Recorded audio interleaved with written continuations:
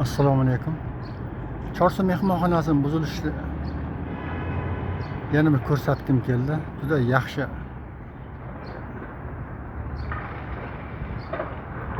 ko'rinyapti. O'shaning uchun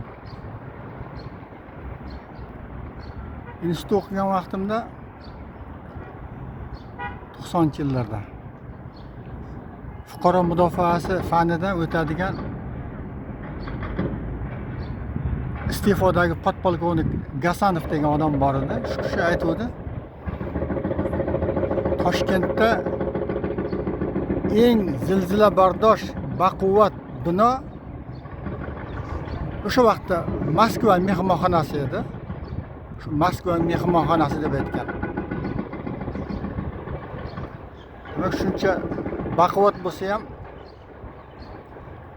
endi nimaga buzilyapti?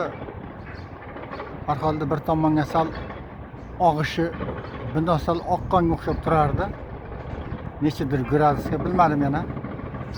Nima uchun buzishayotganini aniq bilmayman.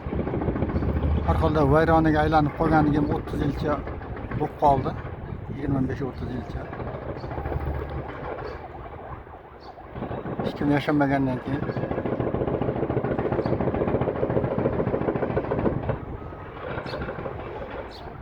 endi bundan qanchalik beton, qanchalik armatura, qancha narsalar chiqadi. Shuncha narsa isrof bo'lib ketadi.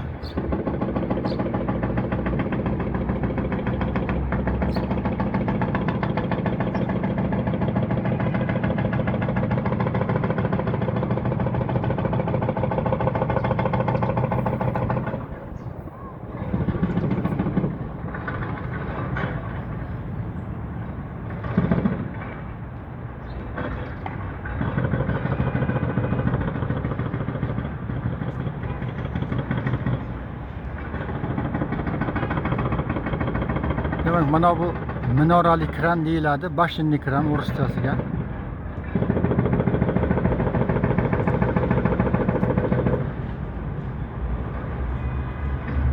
Mana shu buzayotgan traktorni mana shu bilan chiqarishgan bo'lsa kerak, boshqa qanaqa yo'l bo'ladi?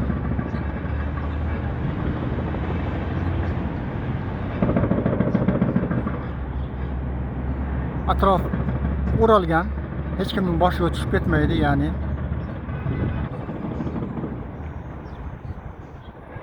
Alloh xayrli qilsin, nima bo'lganda ham.